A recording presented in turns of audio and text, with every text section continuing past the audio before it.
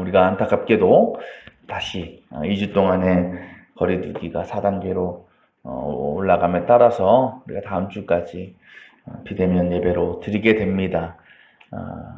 이날만은 오지 않을 거라고 우리가 믿고 또 생각해 왔는데 또 막상 오니까 좀 아쉽고 또 안타까운 마음이 큽니다. 뭐 교회뿐만이 아니라 많은 분들이 4단계로 격상됨에 따라서 어려운 또 힘든 상황을 보내고 있습니다. 지난해 겨울부터 시작된 이 코로나, 우리가 팬데믹 시대라고 부르는 이 시대가 참 우리에게 많은 어려움과 고통을 안겨주고 있습니다. 그런데 그럼에도 우리가 잘 생각해 보면 이 코로나라는 것으로 인해서 얻게 되는 긍정적인 부분도 우리가 분명히 있다는 것을 우리가 알 수 있습니다. 그 중에 하나가 무엇일까요? 아마도 많은 사람들이 이 코로나라는 것 때문에 청결이라는 것에 많은 관심을 갖게 되었다라는 거예요. 청결. 그래서 어디를 가도 손을 소독하고 외출하고 돌아오면 몸을 깨끗이 씻고 또 마스크를 늘 쓰고 다니는 것이 우리의 일상이 되었습니다. 그리고 가급적이면 다른 사람이 사용하는 물건도 건드리지 않으려고 합니다. 이렇게 우리가 청결해지다 보니까, 청결에 관심을 갖게 되다 보니까 반대급부로 일반 소아과나 이비인후과나 내과들이 잘 안 된다고 합니다. 왜? 아프질 않으니까, 사람들이 깨끗하니까. 그런 문제도 있지요. 우리가 이 코로나 때문에 이 청결에 대해서 굉장히 관심을 갖고 또 그렇게 청결을 지키고 살아가는데, 이 청결의 문제에 있어서 굉장히 오랫동안 우리야 코로나 때문에 특별히 더 관심을 갖고 이렇게 챙기긴 하지만 역사적으로 굉장히 오랫동안 이 청결에 대해서 관심을 갖고 또 청결을 지키려 했던 그런 민족, 사람들이 있습니다. 누굴까요? 이스라엘 백성들이라는 거죠. 오늘 말씀을 보니까요, 바로 이 문제를 가지고, 이 청결의 문제를 가지고 예수님을 찾아온 사람들이 등장합니다. 그들을 뭐라고 소개하고 있냐면 15절에 예루살렘에서 바리새파 사람들과 율법학자들이 예수께 왔다라고 하죠. 근데 그들이 예수님을 만나자마자 뭐라고 물어보냐면 2절 말씀에 이렇게 묻습니다. 화면을 보실까요? 당신의 제자들은 어찌하여 장로들의 전통을 어기는 것입니까? 그들은 빵을 먹을 때에 손을 씻지 않습니다. 라고 얘기하죠. 지금 예수님이 계신 곳은 갈릴리예요. 갈릴리. 근데 이 율법학자들, 바리새인들이 어디서부터 왔다고요? 예루살렘에서 왔다라는 겁니다. 여러분, 갈릴리하고 예루살렘이라는 곳은 굉장히 멀리 떨어져 있어요. 700km 정도 떨어져 있다라고 합니다. 그러면요, 예루살렘에서 갈릴리로 오기까지가 얼마나 오랜 시간이 걸리겠어요? 며칠에 걸려서 온 거예요. 근데 그 고생하고 와가지고 한다는 소리가 뭐라고요? 예수님, 당신의 제자들이 손을 씻지 않고 청결을 지키지 않고 음식에 손을 댔다라는 거예요. 그걸 따지고 있는 겁니다. 아니 여러분, 도대체 이 일이 얼마나 중요하길래, 뭐 그리 대단한 일이기에 이들이 그 오랜 기간을 걸어서 예수님 찾아와서 이렇게까지 고발을 하고 있는 것일까? 구약 성경을 보면요, 하나님께서 이스라엘 백성들에게 이 청결에 대한 말씀을 많이 하십니다. 그러니까 정리하면 하나님께서는 이스라엘 백성들이 하나님께 나아오려면, 하나님의 임재를 체험하려면 뭐 해야 된다? 깨끗이 씻어야 된다. 정결한 모습으로 나와야 된다라고 명령하셨어요. 그 성막에서 제사를 드릴 때도 마찬가지입니다. 당시 제사를 드릴 때에 우리가 회막, 성막이라는 곳, 그 뜰에는요, 물두멍이라는 것이 있었어요. 이게 뭐냐면 요즘 말로 하면 그냥 물이 담겨져 있는 대야라고 생각하시면 되는데, 그걸 왜 갖다 놨느냐? 제사장들이 제사를 지내러 하나님 앞에 성전으로 나올 때에 반드시 그 물을 가지고, 물두멍에 있는 물을 가지고 자신의 손과 발을 깨끗하게 씻어야 됐었어요. 하나님은요, 그 행위에 대해서 출애굽기의 말씀을 이렇게 얘기하셔요. 회막에 들어갈 때에는 물로 씻어야 죽지 않는다라는 거예요. 이것이 무슨 의미입니까? 제사장들이 손발을 씻지 않고 만약에 제사를 드린다라는 것은 뭘 의미하는 거다? 죽음을 의미하는 거다라고 생각할 수 있다라는 거예요. 이렇게 이스라엘 백성들이 하나님께 나아가거나 또 하나님의 임재를 체험하기 위해서 몸을 깨끗하게 하는 것이 필수였다라는 것입니다. 그런데 문제는 이게 시간이 흐르면서 그 의미와 그 내용이 확대되었다라는 거예요. 오늘 말씀의 유대인들, 이 바리새인들, 율법학자들이 주장하는 것이 그것입니다. 하나님께서는요, 음식을 먹기 전에 손을 꼭 깨끗이 씻으라라는 명령을 하지 않으셨어요. 하나님의 법에 나올 때 정결하라고 하셨지. 근데 이스라엘 백성들은 어떻게 해석했냐? 하나님 앞에서 정결해야 된다는 것을 뭘로 확장시킨 거예요? 음식을 먹을 때에도 깨끗해야 된다. 하나님에 대한 정결예식을 음식에 대한 정결예식으로 확대시킨 겁니다. 이러한 그들의 규례를 그들이 뭐라고 불렀느냐? 말씀에 뭐라고 나와 있습니까? 장로들의 전통이라는 거죠. 그러니까 하나님의 명령, 율법이 아니고 이거는 전통이에요. 관습이라는 겁니다. 근데 이것이 그들에게도 너무 중요한 거였어요. 하나님께서 직접 주신 율법도 너무 중요한데 그에 못지않게 자신의 조상 대대로 내려오던 그 전통도 그들은 매우 중요하게 생각했습니다. 어찌 보면 그들에게 이 율법과 전통은 같은 거예요. 동일선상에 있을 만큼의 중요성을 가지고 있었다라는 겁니다. 그래서 그들이 예수님의 제자들이 손을 씻지 않고 음식을 먹은 것에 대해서 이렇게까지 비난하고 지적하고 있었다라는 겁니다. 근데 사실요, 솔직히 이들이 예수님의 제자들의 행위에 대해서 지적하는 것은 나쁜 것은 아니에요. 정결례식 자체가 악한 것이 아니죠. 왜? 당시 팔레스타인 지역은 사막 지역입니다. 한번 나갔다 들어오면 온몸에 흙먼지가 묻을 수밖에 없습니다. 근데 생각해 보세요. 그렇게 더럽게 외출하고 돌아와서 그 상태로 음식을 먹는다? 빵에 손을 댄다? 그거는요, 위생적으로 너무 좋지 않는 거예요. 제가 요즘 집에서 많이 혼나는 게 그겁니다. 나갔다 들어와서 밖에서 입었던 옷 입고 소파에 앉거나 신었던 양말 신고 침대에 올라가면 아주 큰일 납니다. 위생적으로 안 좋은 거죠. 그러니까 씻는 게 너무 좋은 거예요. 정결한 거는 말할 것도 없어요. 그렇다면 제자들이 그게 손을 씻지 않고 음식을 먹은 행위는요, 충분히 지적받을 만합니다. 그리고 그렇게 세세한 부분까지도 잘 지키고 경건의 삶을 살려고 노력했던 이 바리새인들, 율법학자들은요, 칭찬받을 수 있는, 아주 잘하는 거예요. 그런데 예수님은요, 오늘 그런 유대인들을 향해서 이렇게 고백합니다. 3절 말씀 보실까요? 그러면 너희는 어찌하여 너희의 전통 때문에 뭘 어겨요? 하나님의 계명을 어기느냐. 예수님이 이 말씀을 하시면서 그들에게 한 가지 예를 들어 설명하시는데 그것이 뭐에 관한 것이냐? 부모 공경에 대한 거예요. 부모 공경. 당시요, 장로들, 이들이 말하는 그 장로들의 전통 가운데는 이러한 전통이 있으면 가정에서 따라해 보실까요? 고르반이라는 거예요. 고르반. 근데 이것이 고르반이라는 게 무슨 뜻이냐? 하나님께 드리는 예물이라는 뜻입니다. 얼마나 귀해요. 얼마나 존귀합니까? 하나님께 드리는 예물이 고르반이라는 것이. 그런데 문제는 뭐냐? 유대인들 가운데 이것을 악용하는 사람들이 있었다라는 거예요.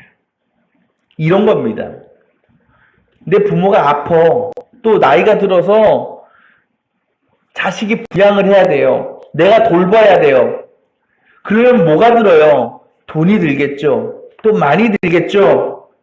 그런데 자식들 입장에서 부모를 부양하기 위해서 내 돈을 쓰는 게 너무 아까운 거예요. 쓰기 싫은 거예요. 근데 부모는 도와야 돼, 부양해야 돼. 그 돈을 쓸 수밖에 없는 상황이야. 그때 유대인들이 그 물질을 가지고 뭐라고 부르냐? 이거는 고르반이에요 라고 얘기하는 거예요. 이거는 고르반입니다. 고르반이 무슨 뜻이라고요? 하나님께 드리는 예물이다. 그러니까 그들이 이거는요 고르반이에요. 하나님께 드리는 예물로 준비된 것입니다 라고 얘기를 하게 되면 그거는 다른 데다 쓸 수 없어요. 그러니까 부모를 위해서 쓸 수 없는 돈이 물질이 되어버린다는 거예요. 근데 그렇다고 그들이 그 고르반으로 부른 것을 당장 하나님께 드릴까? 그렇진 않아요. 그건 자기 마음이에요. 언제 드려도 상관이 없는 거예요. 그러니까 이런 거죠. 부모를 돌보기 위한 물질이 있어 분명히. 하지만 내가 그것을 이거는 고르반이다라고 부르기만 하면 그 물질은요 부모를 부양할 수 없는 물질. 그것으로 부모를 부양하지 않아도 되는 거예요. 그러니까 결국 그들은 하나님께 예물을 드릴 거야라는 핑계를 가지고 뭘 어긴 겁니까? 10계명의 5계명 부모를 공경하라는 그 계명을 어겼다라는 거예요. 그게 이 말씀의 의미입니다. 주님은요 이와 같은 그들의 위선을 지적하시는 거예요. 그러면서 그러한 일들이 왜 일어나느냐에 대해서 이렇게 설명하십니다. 우리 9절 말씀 한번 볼까요? 맨 아래 이렇게 말씀하시죠. 그들은 8절 말씀 볼까요? 이 백성이 입술로는 나를 공경해도 뭐가 멀어져 있어요? 마음은 멀리 떠나 있다. 여러분 그래요. 하나님께서는 우리의 마음이 주님과 가까이 있는지 멀리 떠나 있는지를 너무나 잘 알고 계십니다. 우리도요 이 유대인들처럼 그냥 외적인 정결과 경건에만 신경을 쓸 때에 하나님은 우리의 뭘 보신다고요? 마음을 보신다라는 거예요. 중심을 보신다라는 것입니다.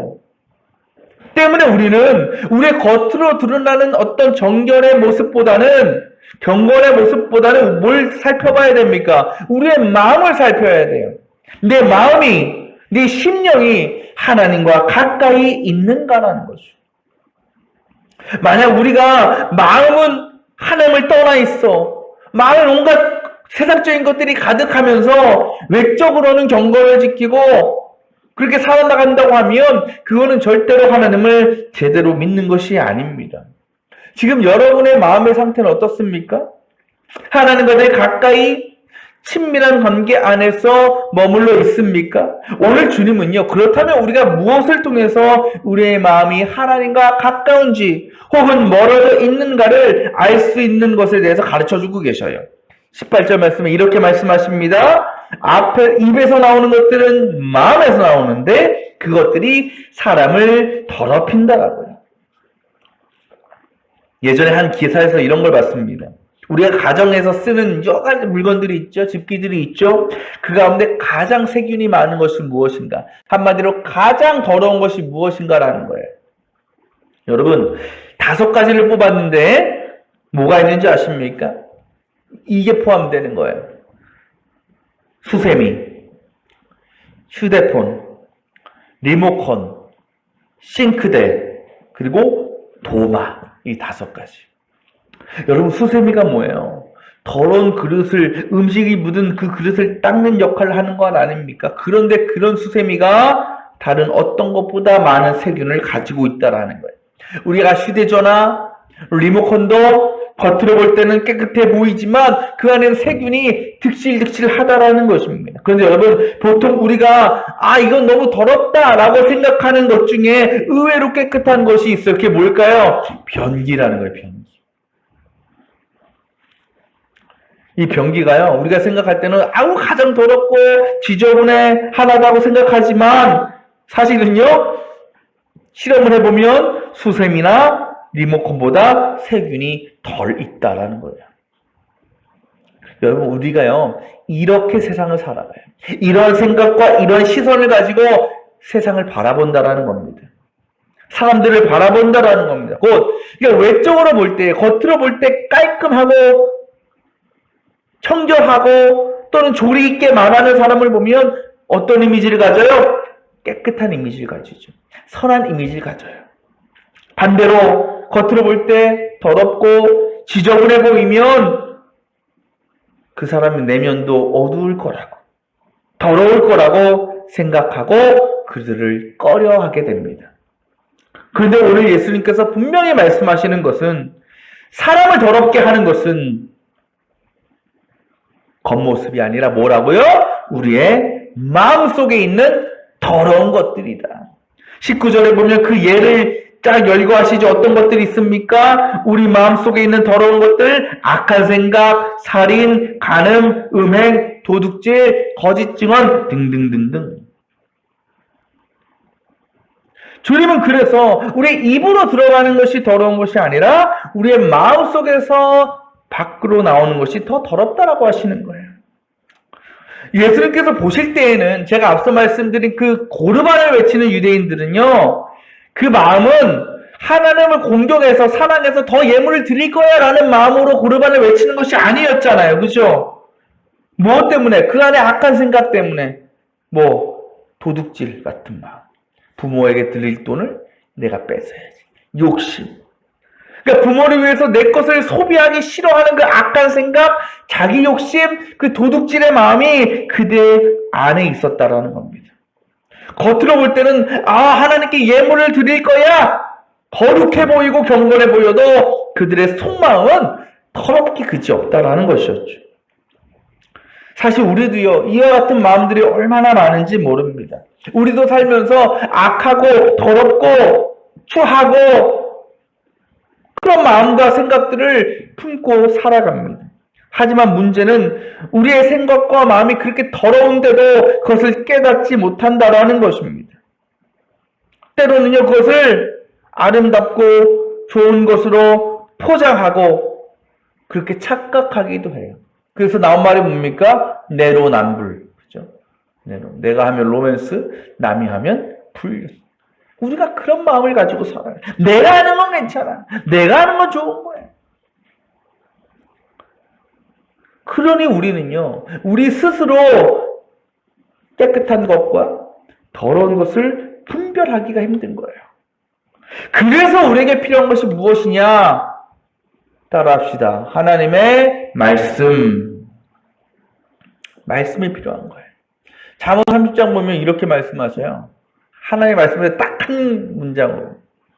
하나님의 말씀은 모두 순결하다라는 거예요. 하나님의 말씀만이 더러움이 없이 완전히 깨끗하다라는 것입니다. 그러니까 우리의 마음이 깨끗한지 아닌지는요, 세상의 기준으로 볼 때는 분별할 수가 없어요. 왜? 이미 세상의 기준 또한 오염되어 있기 때문에. 부정하기 때문에.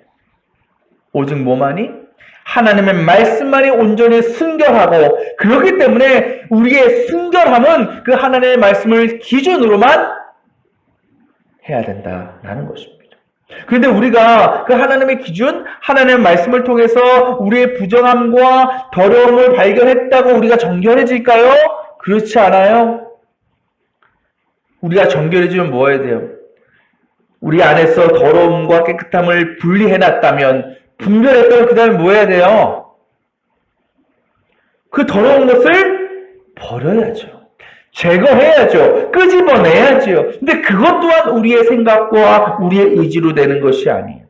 우리의 마음과 생각에 더러움을 발견하게 하시는 것이 하나님의 말씀이라면 우리를 그 더러움에서 벗어나서 이제는 정결한 삶으로 비로소 이끌어가게 하시는 것이, 살아가게 하게 하시는 것은 무엇일까? 성령이라는 거죠.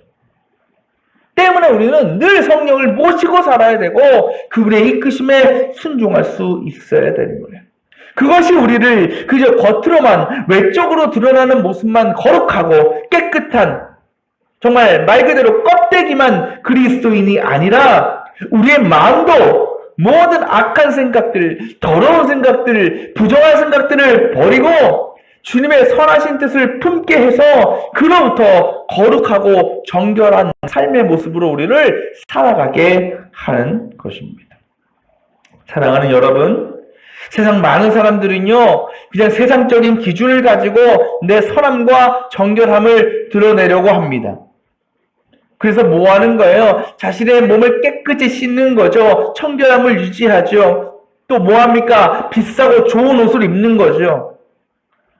그러면서 뭐라고 얘기하느냐? 그렇지 못한 사람들을 향해서 너는 더러워, 부정해, 손가락질하고 비난하는 거예요. 하지만 여러분, 주님께서 보실 때 이게 그 사람들은 세상 누구보다도 가장 추악하고 더럽고 지저분한 존재들입니다. 왜?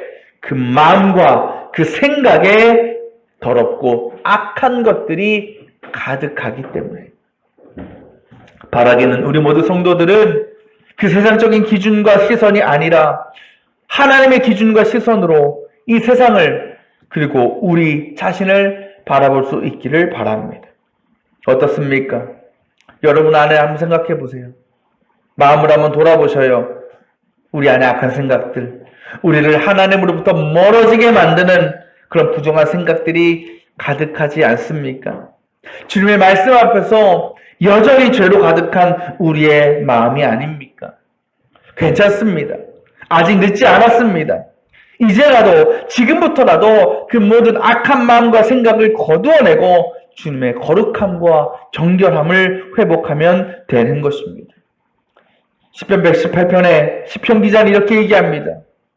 젊은이가 어떻게 해야 그 인생을 깨끗하게 살 수 있겠습니까? 주님의 말씀을 지키는 길, 그 길 뿐입니다. 아멘. 이제 우리의 마음과 믿음 가운데 하나님의 순결하신 말씀을 세워놓고 그 말씀을 행하고 또 따라갈 수 있기를 바랍니다. 성령께서 그 말씀으로 이끌어 가실 때에 온전히 순종하며 나아갈 수 있기를 소망합니다. 그래서 우리가 걸어가는 그 믿음의 여정과 삶 가운데 예수 그리스도의 거룩함과 정결함이 이 세상에 드러나고 그래서 언제나 하나님의 임재와 은혜를 경험하는 우리 머릿돌교회 모든 성도들이 다 되시기를 축원합니다.